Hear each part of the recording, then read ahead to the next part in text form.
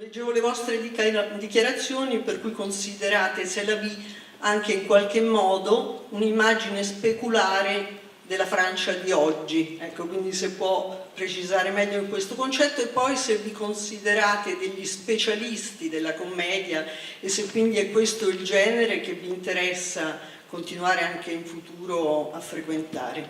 Grazie. Alors déjà, dans le casting que l'on a fait, on a réuni des familles d'acteurs qui sont généralement difficiles à mélanger. Peut-être même d'ailleurs que le film raconte un mariage, mais que le film est un mariage entre des gens qui justement sont de familles différentes, comme dans un mariage. Je prends l'exemple par exemple de Vincent McCain qui joue le rôle du beau-frère un peu dépressif. Lui, il vient d'un théâtre public et il a une place très importante dans un cinéma d'auteur un peu pointu en France. Et à côté de ça, peut-être aussi quelqu'un comme Benjamin Laverne qui joue le marié, qui est un acteur de la comédie française. Et puis des gens qu'on a moins vus mais qui arrivent en force comme Ayé. Jean-Pierre Bacry aussi, qui est quelqu'un de très reconnu. Suzanne Clément qu'on a vu dans Momie. En fait, on a déjà commencé par marier des gens qui n'ont pas l'habitude de jouer ensemble. On a aussi pris Alban Ivanov qui vient du stand-up, qui est un gars qui travaille à la télé. En fait, déjà, on a commencé par mélanger des gens qui ne se mélangent pas. En cela, j'ai l'impression qu'on représente déjà une photographie plus réaliste de la France. Ensuite, quand je parle de la France, aujourd'hui, elle est forcément multiculturelle, elle est forcément aussi repliée sur elle-même, comme beaucoup de sociétés. Et j'ai l'impression qu'avec cette nuit où on est obligé d'avancer, puisque le mariage et l'organisation d'un mariage, c'est du stress, mais on est obligé d'avancer dans la nuit, de faire cas de chaque obstacle qui arrive.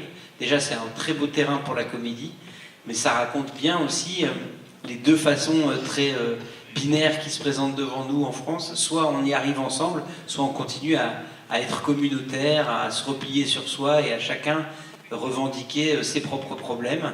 Alors la comédie, et encore une fois je suis très à l'aise de le dire en Italie, la comédie dit mieux ça que si on le faisait de façon frontale et sérieuse. Elle le dit avec recul, elle le dit sans se prendre au sérieux, elle le dit avec une certaine distance qui nous permet de croquer un peu des personnages et de faire rire les gens et finalement de peut-être les faire réfléchir que derrière le rire il y a quelque chose. En tout cas aujourd'hui on vient d'apprendre ce matin une très bonne nouvelle, c'est qu'on vient de passer 2 millions d'entrées en France, donc a priori la France, j'espère, se reconnaît un petit peu dans ce portrait qu'on a fait d'elle et voilà, on est très heureux c'est pour ça que si vous nous voyez sourire bêtement, vous saurez pourquoi.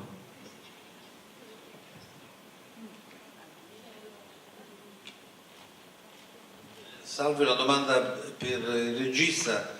Noi per lavoro vediamo tante commedie all'italiana, commedie diciamo attuali, nello spirito della commedia all'italiana, però vediamo dei prodotti piuttosto scadenti. Allora volevo sapere, in genere, lei conosce la commedia italiana attuale, cosa ne pensa e qual è la formula giusta per fare un'ottima commedia come appunto questa qui? Grazie. Déjà merci.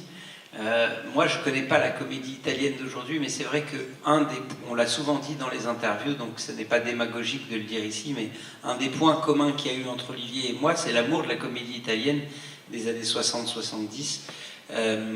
Quand on a fait un film qui s'appelle, je crois en Italie, Quasi Amici, c'était vraiment très influencé par un film qui s'appelait, je crois, Perfume d'una donna, je crois que c'est ça, avec Vittorio Gassman. En français, on appelle ça Parfum de femme. On a vu tous les films de Manfredi, de Ettore Scola, de Dino Risi. Ces comédies-là avaient pour moi, puisque vous demandez quelle est l'originalité, avaient pour moi la valeur de parler de la société dans laquelle ils étaient, avec ce recul, avec amour, avec tendresse, avec émotion. Il y avait toujours une générosité avec une belle musique. Je parlais tout à l'heure de la musique de Armando, je crois Travoli, quelque chose comme ça, qui était la musique de Nous nous sommes tant aimés. C'est-à-dire tous ces ingrédients-là, on s'en est inspiré, et à chaque fois on prend chaque élément, il y a de l'humour, il y a du fond, il y a des vrais problèmes de société qui sont évoqués. Là, en l'occurrence, dans notre film, on raconte un point de vue d'un petit patron C'est un point de vue qui est jamais pris dans le cinéma français, rarement. On prend souvent les ouvriers ou le côté un peu vraiment social, mais des classes vraiment très populaires, ou alors on prend des patrons assez caricaturaux qui sont au CAC 40 ou à la bourse et qui n'ont absolument rien à faire de la misère des autres. Là, on a pris ce qu'on appelle une entreprise familiale en France. C'est vraiment à travers le point de vue d'un petit patron qui a obligé d'embaucher un beau-frère ou de faire plaisir, qui a une relation affective avec son personnel.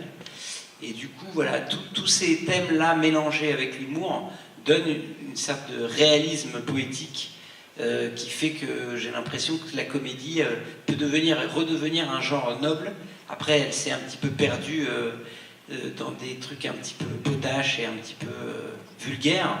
Mais heureusement, on a toujours ce modèle qui a été à l'époque peut-être pas autant apprécié qu'on le pense, mais la comédie italienne qui est devenue un repère pour plein de gens qui font de la comédie.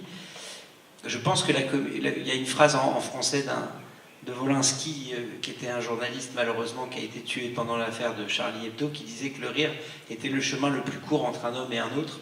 Je pense que c'est quelque chose qui rapproche aussi, de rire ensemble, d'être dans une salle et de partager le rire, tout comme quand on partage l'émotion. Donc oui, je mets la comédie à un niveau très élevé, particulièrement ici dans ce pays.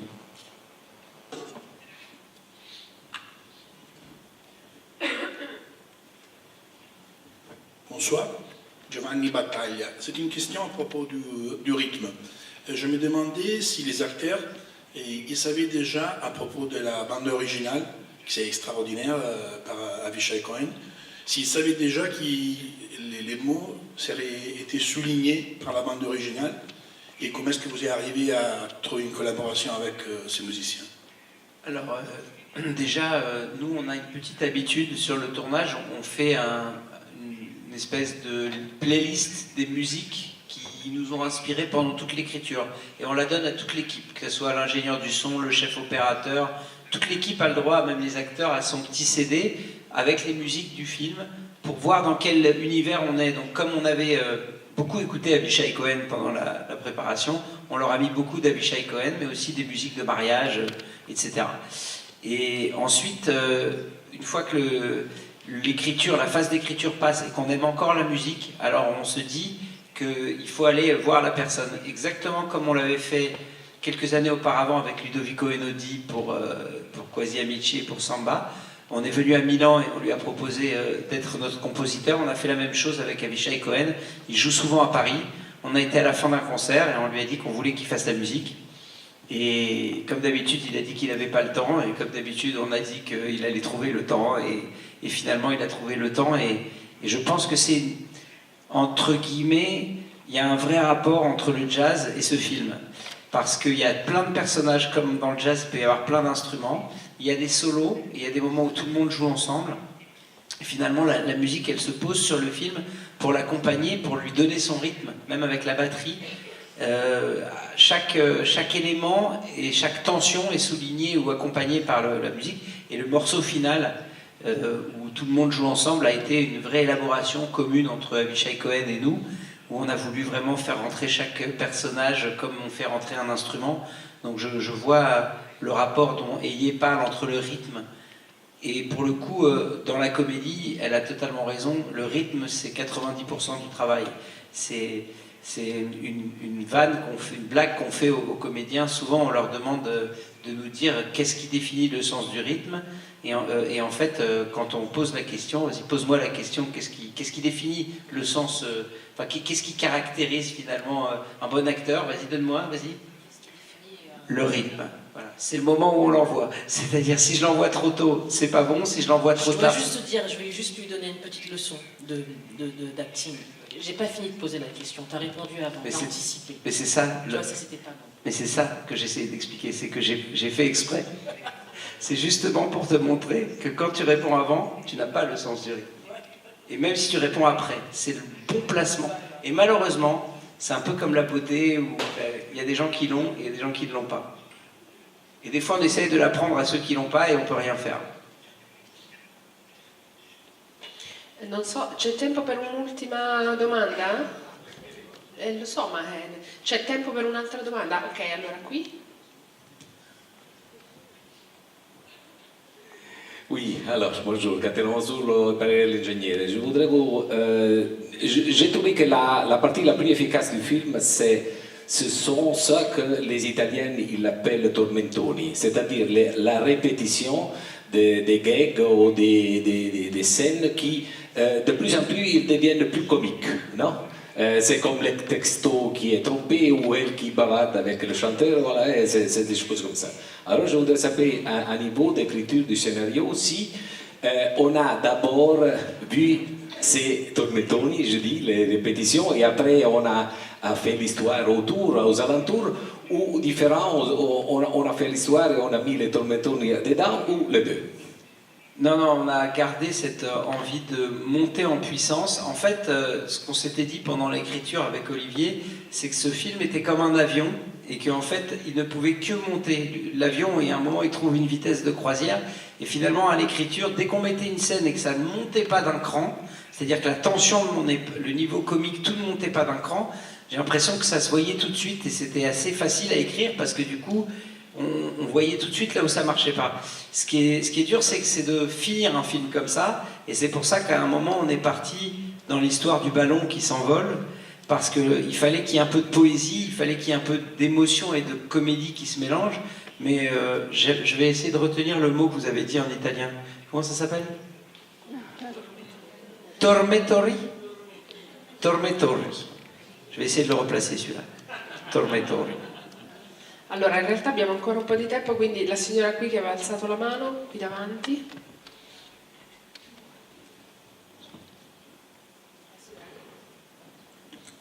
Sì, buongiorno, complimenti. Io l'ho trovato molto molto accurato da un punto di vista percettivo. C'è un gioco di figura a sfondo e di rimandi dove il protagonista sembra il castello a tratti, poi i protagonisti sono i personaggi, il castello racconta la sua storia, i personaggi raccontano la loro. In realtà anche all'inizio del film, le finestre tutte, siamo dentro un interno, sì, ma le finestre sono trasparenti, ecco, volevo qualcosa su questo aspetto che dicessi.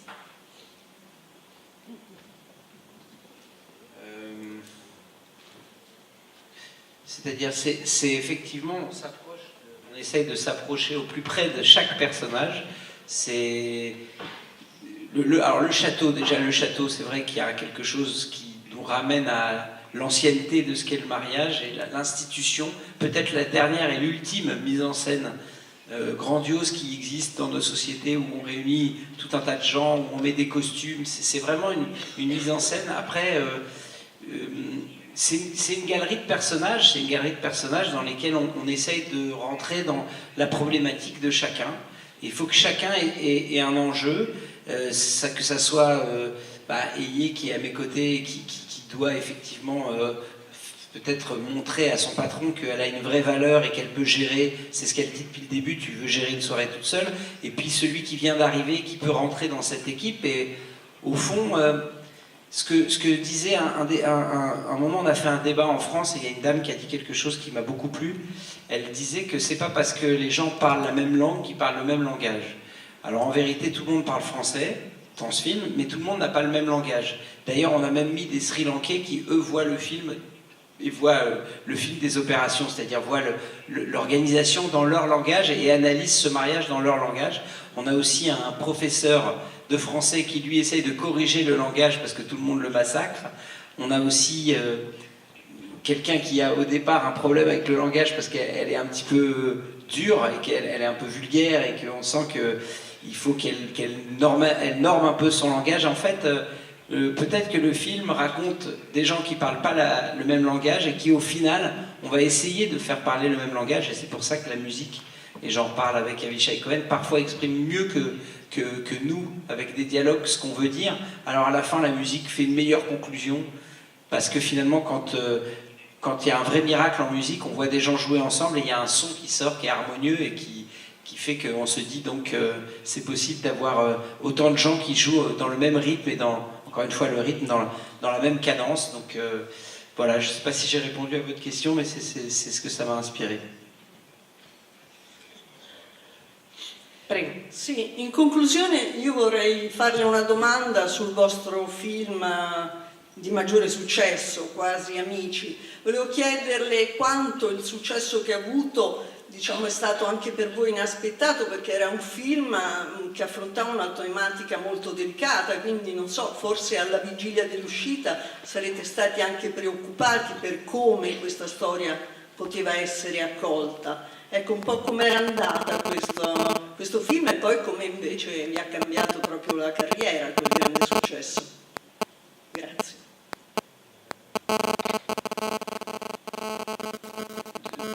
Forcément, il y a une dose d'inconscience quand on s'attaque à un film et où on dit qu'on va faire une comédie avec quelqu'un qui est en fauteuil roulant. Mais au fond, avec les bonnes armes, on peut aller à la guerre. Et l'arme suprême, c'était ces deux acteurs, François Cluzet et Omar Sy, qui nous ont sûrement donné confiance. Et puis aussi les personnes qui ont inspiré le film. Surtout Philippe Pozzo di Borgo, qui était une personnalité qui nous a mis en confiance. Et oui, on n'a jamais pensé que le film irait jusque-là. Ça a été vraiment au-delà de... J'ai l'impression que le phénomène nous a dépassés, mais comme Omar Sy avait une bonne expression au sujet du film, il disait que c'était comme les poupées russes. C'est-à-dire qu'à chaque fois qu'on ouvrait, il y avait encore quelque chose à l'intérieur. Et en fait, depuis qu'il est sorti, ça ne s'est jamais arrêté. Là, il y a un remake américain. Après, je ne sais pas s'il va sortir, parce qu'il a été produit par un certain Harvey Weinstein. Donc je ne sais pas si finalement le film verra le jour un jour. Je crois que sa société est en liquidation. Mais on a fait des pièces de théâtre. Il y a eu un remake indien, il y a eu un remake en Argentine. Et il y a eu 12 pays qui ont adapté la pièce au théâtre. Et c'est une histoire qui nous a dépassés. Mais non, il y a forcément une dose d'inconscience, mais je pense qu'il faut un peu d'inconscience pour avancer dans ce métier. Et si on avait eu de l'hyperconscience, on ne l'aurait pas fait. Et finalement, ce que ça nous a apporté, c'est beaucoup de liberté. Voilà, c'est beaucoup de liberté, la liberté de choisir ses films, la liberté de choisir ses acteurs. Par exemple, dans ce film, tous les rôles, y compris les plus petits rôles, sont des premiers choix. C'est-à-dire, par exemple, la mariée, elle s'appelle Judith Chemla. Je pense qu'en temps normal, elle ne serait pas venue faire 5 jours sur un film. Mais peut-être grâce à ce film, on a pu avoir vraiment tous les gens dont on rêvait, même pour des petites périodes. Donc finalement, vous avez je pense, les meilleurs acteurs qu'on pouvait avoir dans chaque rôle, quelle que soit la taille du rôle. Et du coup, ça donne, je trouve, un réalisme et peut-être plus de force, en tout cas à notre propos. Donc on est mieux armé, donc on est content, globalement.